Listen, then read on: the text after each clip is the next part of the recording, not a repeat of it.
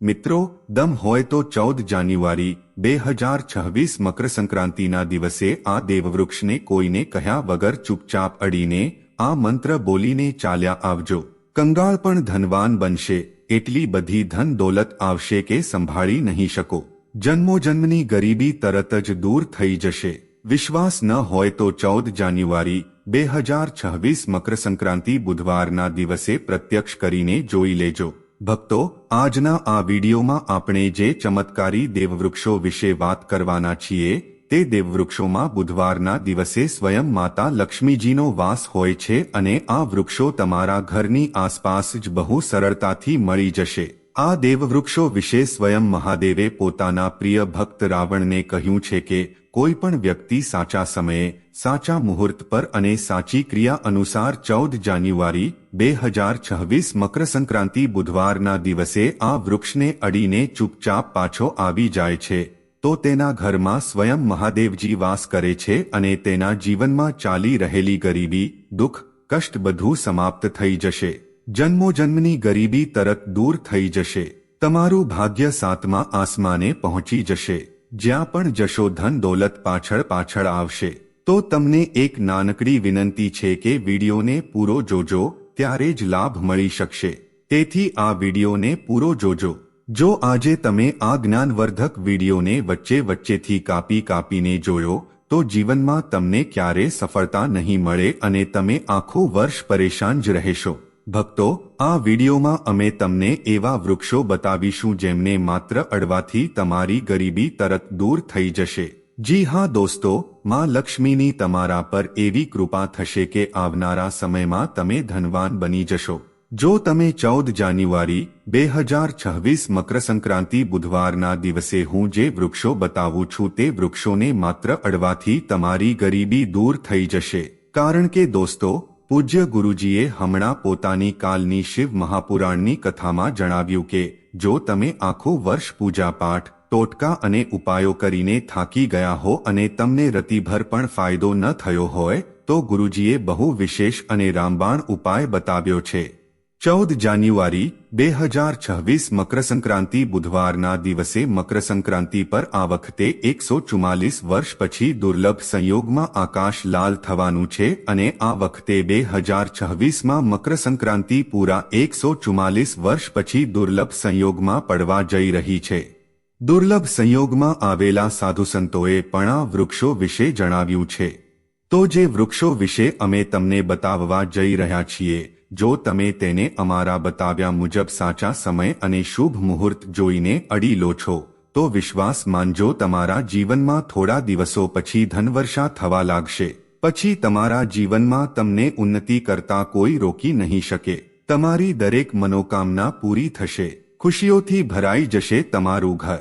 જો તમે બુધવાર મકર સંક્રાંતિના દિવસે આ દેવવૃક્ષોને અડી લો છો તો ત્રણેય દેવ બ્રહ્મા, વિષ્ણુ અને મહેશના તમને આશીર્વાદ મળી જશે. જો આજનો આ વિડીયો પૂરો જોઈ લો છો તો દોસ્તો તમે પોતાના ફાયદા માટે આ વિડીયોને પૂરો જોઈ લો. સાથે જ શ્રી રામ ટીવીને સબસ્ક્રાઇબ કરીને એક લાઇક કરો. ભક્તો, તો તમારું જીવન મકર સંક્રાંતિ પર ન બદલાઈ જાય તો મને કહેજો. તો ચાલો જાણીએ કે કયા એવા છોડ છે જેમને 14 જાન્યુઆરી 2026 મકર સંક્રાંતિ બુધવારના દિવસે અડીને આવી જવાનું છે. પણ તે પહેલા જો તમે આ ચેનલ પર નવા છો તો ચેનલ શ્રી રામ ટીવીને સબસ્ક્રાઇબ કરીને વિડીયોને એક લાઇક જરૂર કરો. સાથે જ તમે તમારી રાશિ કે તમારું શુભ નામ કોમેન્ટ બોક્સમાં જરૂર લખો, કારણ કે અમે તમારી રાશિ સાથે જોડાયેલું ભાગ્ય પણ બતાવીએ છીએ અને ભાગ્યમાં ચાલી રહેલી પરેશાનીઓને તરત દૂર કરવા માટે સહેલામાં સહેલા ઉપાય પણ બતાવીએ છીએ. તેથી તમે તમારી રાશિ કોમેન્ટ બોક્સમાં જરૂર લખો.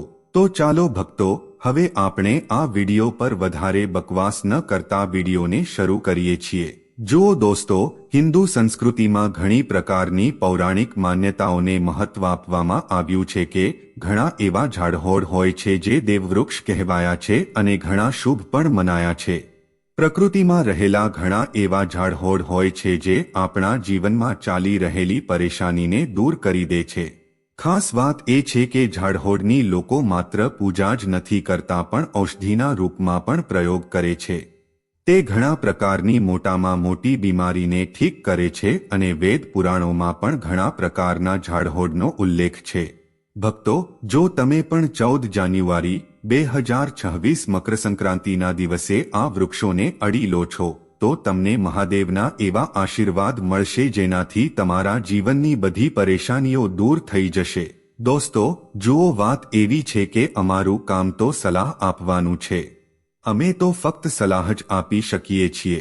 હવે તમે આને માનો કે ન માનો તમારી મરજી, પણ ભક્તો, એક વાત જરૂર કહીશું કે જો માની લેશો તો તમારો બેડો પાર થઈ જશે. ભક્તો, જ્યોતિષ માન્યતાઓ અનુસાર ગુરુજીએ કહ્યું છે કે મકરસંક્રાંતિ પર સ્વયં ભગવાન ભોલેનાથ આ ચમત્કારી છોડ પર બિરાજમાન રહેશે, જેની વાત આગળ આપણે આ વિડીયોમાં કરવાના છીએ. અને જો તમે આ વૃક્ષોને અમારા બતાવ્યા મુજબ પોતાનું વધારે મગજ લગાવ્યા વગર, પોતાની બુદ્ધિ ચલાવ્યા વગર એમને અડીને આવી જાઓ છો તો એનાથી જ તમારો બેડો પાર થઈ જશે અને તે જ વખતે ત્રણેય દેવ બ્રહ્મા, વિષ્ણુ અને મહેશના આશીર્વાદ તમને તરત મળી જશે. પછી તમને ધનવાન બનતા સ્વયં વિધાતા પણ નહીં રોકી શકે. અમે તે ચમત્કારી વૃક્ષોને બતાવતા પહેલા અમે તમને 14 જાન્યુઆરી 2026 મકરસંક્રાંતિ વિશે જાણકારી આપી દઈએ, જેથી તમને તે દેવવૃક્ષોને અડવા માટે સાચું શુભ મુહૂર્ત ખબર પડી જાય. ચાલો જાણીએ ભક્તો, જો તમારે 14 જાન્યુઆરી 2026 મકરસંક્રાંતિના દિવસે ઝાડહોડને અડવું હોય તો કોઈ પણ સમયે અડીને આવી શકો છો. તેમાં કોઈ તકલીફવાળી વાત નથી. ચાલો હવે અમે તમારો વધારે સમય બગાડ્યા વગર બતાવીએ કે કયા કયા ઝાડહોડને અડવું જોઈએ. દોસ્તો, આપણા હિન્દુ ધર્મમાં દેવી માતાના અનેક સ્વરૂપ કહેવાયા છે, જેમાં વૃક્ષોને પણ દેવીના સ્વરૂપ કહેવામાં આવે છે. તો આજે હું તમને એવા વૃક્ષ વિશે જણાવીશ જેમને 14 જાન્યુઆરી 2026 મકરસંક્રાંતિના દિવસે અડવું ખૂબ જ શુભકારી બતાવ્યું છે. મકરસંક્રાંતિમાં એમને અડવા માત્રથી શત્રુદોષ, કર્જદોષ, ગરીબી દોષ બધું સમાપ્ત થાય છે. મકરસંક્રાંતિનો દિવસ ભગવાન ભોલેનાથને પ્રસન્ન કરવા માટે સૌથી યોગ્ય દિવસ માનવામાં આવે છે અને મકરસંક્રાંતિના પવિત્ર પર્વમાં કેટલાક એવા વૃક્ષો છે જે દેવવૃક્ષ કહેવાયા છે, દેવી વૃક્ષ કહેવાયા છે. આ દેવીના સ્વરૂપ હોય છે, માતા કાળીના સ્વરૂપ હોય છે.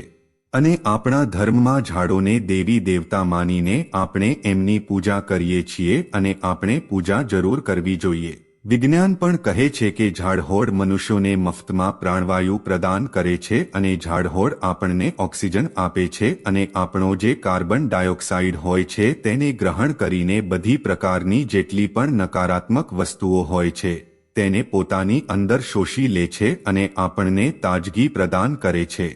અને 14 જાન્યુઆરી 2026 મકરસંક્રાંતિના સમયે કેટલાક એવા ઝાડહોડ આપણા ધર્મશાસ્ત્રમાં કહેવાયા છે જેમને અડવા માત્રથી વ્યક્તિના બંધ કિસ્મતના તાળા ખુલી જાય છે, વ્યક્તિનું સૌભાગ્ય ચમકી જાય છે.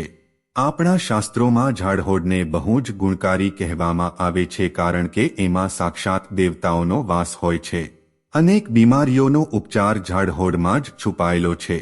ઝાડહોડમાં ઘણી જડીબુટ્ટીઓ મળી આવે છે અને ભગવાન શ્રી કૃષ્ણએ ગીતામાં સ્વયં કહ્યું છે કે વૃક્ષોમાં હું પીપળાનું વૃક્ષ છું. પીપળાના વૃક્ષને વૃક્ષોનો રાજા કહેવામાં આવે છે કારણ કે પીપળાના વૃક્ષની જે આયુ હોય છે તે સૌથી વધારે હોય છે. પીપળાનું વૃક્ષ સર્વશક્તિમાન હોય છે. પૂજા પાઠમાં એનું ખૂબ મહત્વ હોય છે. તો ચાલો આજે હું તમને 14 જાન્યુઆરી 2026 મકરસંક્રાંતિમાં અડવામાં આવતા વૃક્ષ વિશે જણાવીશ. તો કોમેન્ટમાં હર હર મહાદેવ અવશ્ય લખી દો, કારણ કે જ્યારે ભગવાન ભોલેનાથનું નામ લખવામાં કે બોલવામાં આવે છે તો ભગવાન ભોલેનાથ તે વ્યક્તિથી બહુ જલ્દી પ્રસન્ન થઈ જાય છે. દોસ્તો, આપણા ધર્મશાસ્ત્રમાં અનેક એવા વૃક્ષો છે જેમને કલ્યાણકારી અને મંગળકારી માનવામાં આવ્યા છે. આ વૃક્ષો ફક્ત પર્યાવરણ માટે જ નહીં પણ આપણા જીવન માટે પણ ખૂબ જ મહત્વપૂર્ણ હોય છે. ખાસ કરીને જો તમે આ વૃક્ષોને અડો છો તો તમારી બધી પરેશાનીઓ, કષ્ટ, દુઃખ અને તકલીફો ખતમ થઈ જાય છે. મકરસંક્રાંતિના દિવસે જે 14 જાન્યુઆરી 2026 મકરસંક્રાંતિ બુધવારે છે, આ વૃક્ષોની અસર ઘણી વધી જાય છે. આ દિવસે શક્તિ ધરતી લોકમાં આવી જાય છે અને આ દિવસે દરેક વસ્તુમાં પ્રાણ અને ચેતનાનો સંચાર થાય છે. જ્યારે આ શક્તિ પૂરા બ્રહ્માંડમાં ફેલાયેલી હોય છે તો જેટલા પણ ઝાડહોડ, જીવજંતુ અને ચલચલ વસ્તુઓ છે બધામાં શક્તિ જાગૃત થઈ જાય છે। આ વિશેષ સમયમાં જો તમે દેવી સ્વરૂપ કહેવાયેલા ઝાડહોડને જઈને અડી લો છો તો તમારા જીવનના બધા દુઃખ, કષ્ટ, રોગ અને પરેશાનીઓ સમાપ્ત થઈ જાય છે। ખાસ કરીને કાલસર્પ દોષ, મંગળ દોષ અને રાહુ દોષ જેવી સમસ્યાઓ તરત જ પોતાની અસર છોડી દે છે અને પૂરી રીતે સમાપ્ત થઈ જાય છે। ભક્તો, આજે હું તમને 4 થી 5 દેવવૃક્ષો વિશે જણાવવા જઈ રહ્યો છું જેમને આપણા ધર્મશાસ્ત્રમાં બહુ મહત્વપૂર્ણ માનવામાં આવ્યા છે। આ ચારેય વૃક્ષો તમારા જીવનમાં સુખ, સમૃદ્ધિ અને ખુશહાલી લાવવા માટે ખૂબ જ પ્રભાવશાળી હોય છે। તેથી આ વિડીયોને ધ્યાનથી જોજો, કારણ કે જો તમે તેને વચ્ચેથી કાપીને જોયો તો પાછળથી તમારે પસ્તાવવું પડી શકે છે। 14 જાન્યુઆરી 2026 મકરસંક્રાંતિનો પર્વ એવો છે જ્યારે તમારે લાંબી પૂજા પાઠ કરવાની જરૂર નથી હોતી। બસ જો તમે આ વિશેષ વૃક્ષોને મકરસંક્રાંતિના દિવસે સાચી રીતે અડી લો છો અને આશીર્વાદ લો છો તો તમારી બધી સમસ્યાઓ અને ગરીબી ખતમ થઈ શકે છે।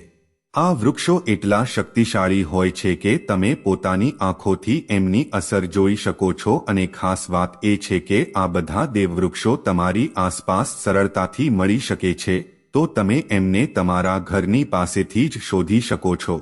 હવે વિડીયોમાં આગળ વધતા પહેલા જો તમે હજી સુધી કોમેન્ટ બોક્સમાં હર હર મહાદેવ નથી લખ્યું તો કૃપા કરીને હર હર મહાદેવ જરૂર લખો, એનાથી અમને બહુ સારું લાગે છે।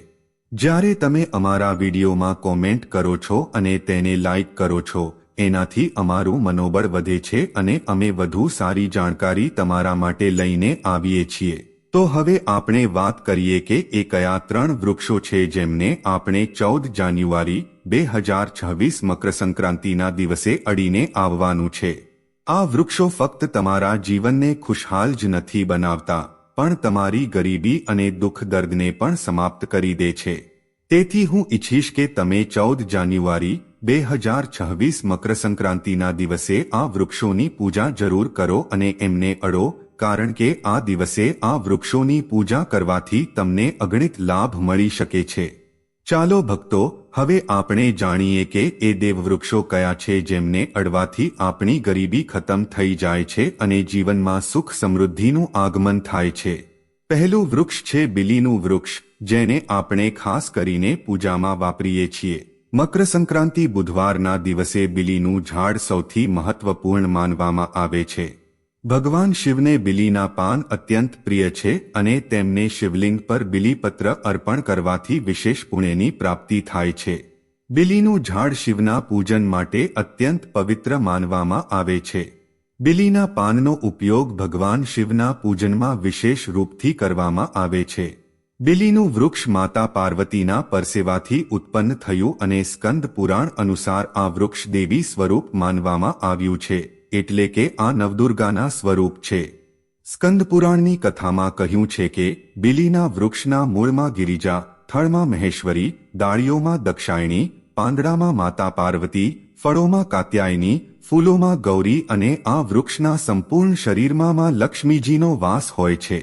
માતા પાર્વતીના પરસેવાથી ઉત્પન્ન થવાને કારણે આ ઝાડ ઘણા દેવી દેવતાઓનું સ્વરૂપ માનવામાં આવે છે। તેથી આ વૃક્ષ ધાર્મિક રૂપથી અત્યંત મહત્વપૂર્ણ છે।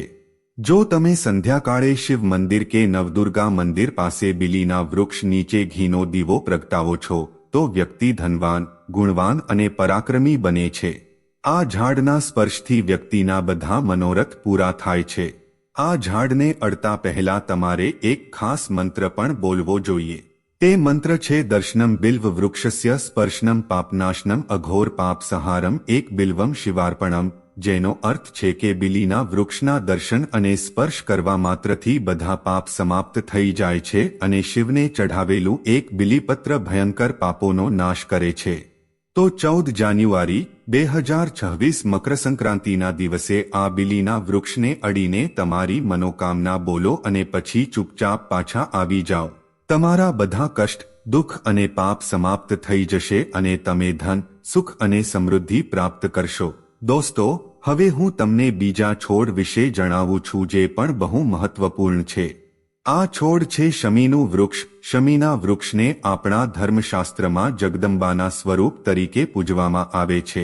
આ સ્વયંમાં જગદંબાનું સ્વરૂપ છે અને આના પરમાં જગદંબા સાક્ષાત બિરાજમાન રહે છે. જો તમે 14 જાન્યુઆરી 2026 મકરસંક્રાંતિના દિવસે સંધ્યાકાળે શમીના વૃક્ષ નીચે ધૂપ અને દીવો પ્રગટાવો છો તો તમારી બધી પરેશાનીઓ અને કષ્ટ દૂર થઈ જાય છે. આ ઉપરાંત શમીના મૂળમાં સિંદૂર નાખવાથી વ્યક્તિને સારા સ્વાસ્થ્યની પ્રાપ્તિ થાય છે. જે લોકો લાંબા સમયથી બીમાર છે તેમના માટે આ એક બહુ સારો ઉપાય છે. જો તમારા ઘરમાં કોઈ સભ્ય લાંબા સમયથી બીમાર પડ્યો હોય તો તમે તે વ્યક્તિના શરીર પરથી 7 વાર સિંદૂર ઉતારીને શમીના મૂળમાં નાખી શકો છો. આનાથી તેમના રોગ જલ્દી ઠીક થઈ જશે. આ ઉપરાંત જો તમે બીમારીથી બચવા માંગો છો અને નિરોગી રહેવા માંગો છો તો શમીના મૂળમાં સિંદૂર નાખવાથી આ તમારો રોગનાશ કરી શકે છે. તમારે 14 જાન્યુઆરી 2026 મકરસંક્રાંતિના દિવસે શમીના વૃક્ષને અડીને તમારી મનોકામના બોલવાની છે. જ્યારે તમે આ કરશો તો તમે જોશો કે તમારી મનોકામના પૂરી થઈ જશે અને તમારી દરિદ્રતા સમાપ્ત થઈ જશે. આ દિવસે શમીના વૃક્ષના પ્રભાવથી તમને અપાર લાભ મળી શકે છે. તો આ મકરસંક્રાંતિ પર શમીના વૃક્ષનો આશીર્વાદ લઈને તમારા જીવનમાં ખુશહાલી અને સમૃદ્ધિ લાવો. દોસ્તો, હવે આપણે વાત કરીશું ત્રીજા વૃક્ષની, જેને દેવવૃક્ષ પણ કહેવાય છે. આ વૃક્ષ છે પારિજાતનું વૃક્ષ. પારિજાતનું વૃક્ષ સમુદ્ર મંથનથી ઉત્પન્ન થયું હતું અને તેને દેવરાજ ઇન્દ્રના નંદનવનમાં સ્થાપિત કરવામાં આવ્યું હતું. પાછળથી ભગવાન શ્રીકૃષ્ણ આ વૃક્ષને માનવ કલ્યાણ માટે ધરતી પર લાવ્યા હતા. આ વૃક્ષ લક્ષ્મીનું સ્વરૂપ માનવામાં આવે છે કારણ કે માતા લક્ષ્મી પણ સમુદ્ર મંથનથી ઉત્પન્ન થયા છે. એવું માનવામાં આવે છે કે જો કોઈ વ્યક્તિના શરીરમાં થાક કે પીડા હોય અથવા વ્રત દરમિયાન પરેશાની થાય તો સાંજના સમયે પારિજાતના વૃક્ષને અડવાથી આ બધી પરેશાનીઓ દૂર થઈ જાય છે. તમે 14 જાન્યુઆરી 2026 મકરસંક્રાંતિના દિવસે જ્યારે પણ સમય મળે આ વૃક્ષને અડી શકો છો અને વિશેષ લાભ પ્રાપ્ત કરી શકો છો. જો તમે આ વૃક્ષ નીચે 14 જાન્યુઆરી 2026 મકરસંક્રાંતિના દિવસે ઘીનો દીવો પ્રગટાવો છો અને તેના મૂળમાં થોડું સિંદૂર નાખો છો તો તમારી બધી પ્રકારની મનોકામનાઓ પૂરી થઈ શકે છે. પણ તમારે એક પ્રાર્થના જરૂર કરવાની છે.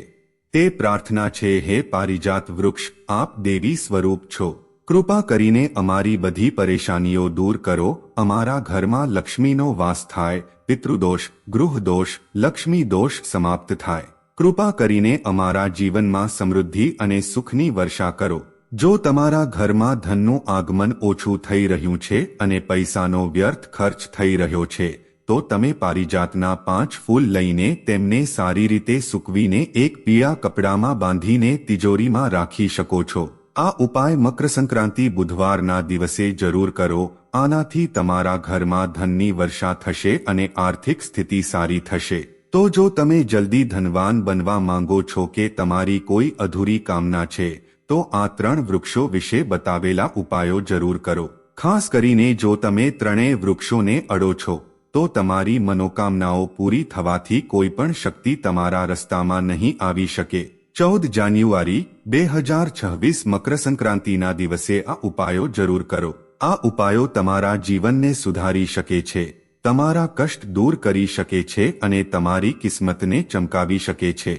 ભક્તો, હવે આગળના વૃક્ષો વિશે જણાવતા પહેલા અમે તમને એક વિનંતી કરીએ છીએ કે દોસ્તો, જો તમે અમારી ચેનલ પર નવા છો તો ચેનલ શ્રી રામ ટીવીને સબસ્ક્રાઇબ કરો, વિડીયોને લાઇક કરો અને તમારી રાશિ કોમેન્ટ બોક્સમાં લખો, કારણ કે અમે તમારી રાશિ સાથે જોડાયેલા ભાગ્ય અને સમસ્યાઓના ઉપાય પણ બતાવીએ છીએ. તો તમારી રાશિ કોમેન્ટ બોક્સમાં લખીને તમારા ભાગ્યને જાગૃત કરો. ભક્તો, હવે પછીનું ઝાડ જેને તમારે મકરસંક્રાંતિના દિવસે અડીને આવવાનું છે તે છે પીપળાનું ઝાડ. પીપળાનું ઝાડ હિન્દુ ધર્મમાં બહુ પવિત્ર અને શુભ માનવામાં આવે છે. તેને વિશેષ રૂપથી ભગવાન શિવ અને વિષ્ણુ બંને સાથે જોડવામાં આવે છે. પીપળાના ઝાડની પૂજા કરવાથી પાપોનો નાશ થાય છે અને પુણ્યની પ્રાપ્તિ થાય છે. મકરસંક્રાંતિના દિવસે પીપળાના ઝાડ નીચે બેસીને ધ્યાન કરો અને ત્યાં સફાઈ રાખો. પીપળા નીચે દીવો લગાવવો અને પૂજા કરવી વિશેષ રૂપથી લાભકારી માનવામાં આવે છે. પીપળાના પાનને શિવલિંગ પર અર્પિત કરી શકાય છે. પીપળાના વૃક્ષને 108 વાર નમઃ શિવાયનો જાપ કરતા કરતા પ્રણામ કરો. ત્યાર પછી ત્યાં દીવો પ્રગટાવીને પૂજા અર્ચના કરો. ધ્યાન રાખજો કે પીપળાના ઝાડ નીચે ક્યારેય રાત્રે સૂવું ન જોઈએ, કારણ કે તેને પવિત્ર માનવામાં આવે છે. ભક્તો, હવે પછીનું દેવવૃક્ષ જેને તમારે મકરસંક્રાંતિના દિવસે અડીને આવવાનું છે તે છે વડનું વૃક્ષ. વડનું વૃક્ષ હિન્દુ ધર્મમાં વિશેષ રૂપથી મહિલાઓ માટે મહત્વપૂર્ણ છે. આ ઝાડ સમૃદ્ધિ, સુખ અને આશીર્વાદનું પ્રતીક માનવામાં આવે છે. વડના વૃક્ષને વારંવાર ભગવાન શિવ અને પાર્વતીની સંયુક્ત પૂજા સાથે જોડવામાં આવે છે. મકરસંક્રાંતિના દિવસે આ વૃક્ષ પાસે જવું અને તેની પૂજા કરવી ખૂબ જ શુભ હોય છે. વડના વૃક્ષ નીચે દીવો લગાવીને પૂજા કરો. વડના વૃક્ષની ચારે બાજુ પરિક્રમા કરવી બહુ શુભ હોય છે. વડના વૃક્ષના મૂળમાં દૂધ અને પાણી અર્પિત કરો અને ત્યાં ભગવાન શિવનું ધ્યાન કરતા કરતા નમઃ શિવાયનો જાપ કરો. વડના વૃક્ષની પૂજા દરમિયાન તેની શાખાઓ અને થડને પણ પ્રણામ કરવા જોઈએ, કારણ કે આ વૃક્ષ જીવન અને સમૃદ્ધિનું પ્રતીક છે. વડના વૃક્ષના પાન પણ ભગવાન શિવને પ્રિય હોય છે. આથી વડના પાનને શિવલિંગ પર અર્પિત કરવું શુભ માનવામાં આવે છે. ભક્તો, હવે પછીનું ઝાડ જેને તમારે મકરસંક્રાંતિના દિવસે અડીને આવવાનું છે તે છે લીમડાનું ઝાડ. લીમડાનું ઝાડ એક બીજું મહત્વપૂર્ણ ઝાડ છે જેની મકરસંક્રાંતિના દિવસે પૂજા કરવી શુભ માનવામાં આવે છે. લીમડાનું ઝાડ વિશેષ રૂપથી સ્વાસ્થ્ય અને શુદ્ધતાનું પ્રતીક છે. આ ઝાડના પાન અને છાલ ઔષધીય ગુણોથી ભરપૂર હોય છે અને તે શરીરની શુદ્ધિ માટે ઉપયોગી હોય છે. લીમડાના ઝાડ પાસે જઈને તેની પૂજા કરો. લીમડાના પાનને શિવલિંગ પર અર્પિત કરવાથી પુણ્યની પ્રાપ્તિ થાય છે. લીમડાના ઝાડની છાલ અને પાનને પાણીમાં નાખીને સ્નાન કરવું પણ શુદ્ધતા અને સ્વાસ્થ્યનું પ્રતીક માનવામાં આવે છે. લીમડાના ઝાડની પૂજા કરતી વખતે નમઃ શિવાય મંત્રનો જાપ કરો. આ માનસિક શાંતિ અને પાપોથી મુક્તિ અપાવવામાં સહાયક હોય છે. લીમડાના પાનનું સેવન પણ શારીરિક શુદ્ધિ માટે કરી શકાય છે, પણ ધ્યાન રાખજો કે તેનું સેવન મર્યાદિત માત્રામાં કરો. હવે પછીનું ઝાડ જેને તમારે મકરસંક્રાંતિના દિવસે અડીને આવવાનું છે તે છે આંબાનું ઝાડ. આંબાનું ઝાડ પણ હિન્દુ ધર્મમાં મહત્વપૂર્ણ અને શુભ માનવામાં આવે છે. આંબાના ઝાડની પૂજા મકરસંક્રાંતિના દિવસે કરવાથી વ્યક્તિને સુખ, સમૃદ્ધિ અને આશીર્વાદ મળે છે. આંબાના ઝાડ પાસે જઈને તેની પૂજા કરો અને ભગવાન શિવનું ધ્યાન કરો. આંબાના પાનને શિવલિંગ પર અર્પિત કરો અને નમઃ શિવાય મંત્રનો જાપ કરો. આંબાના ઝાડને શિવના પૂજનમાં વિશેષ રૂપથી ઉપયોગ કરો, કારણ કે આ ઝાડ શુભ અને સમૃદ્ધિનું પ્રતીક માનવામાં આવે છે. દોસ્તો, જો તમને અમારો વિડિયો પસંદ આવ્યો હોય તો કૃપા કરીને તેને લાઈક જરૂર કરો અને જો તમે અમારી ચેનલ પર નવા છો તો ચેનલને સબસ્ક્રાઇબ કરીને બેલ આઇકનને દબાવવાનું ન ભૂલતા. આનાથી તમને અમારા આવનારા વિડિયોની જાણકારી સૌથી પહેલા મળશે. અને હા, જો તમારા મનમાં કોઈ સવાલ કે સૂચન હોય તો અમને કોમેન્ટ બોક્સમાં જરૂર જણાવો. અમે તમારા જવાબ આપવા માટે હંમેશા તૈયાર છીએ. ધન્યવાદ અને ખુશ રહો. હર હર મહાદેવ. નમઃ શિવાય.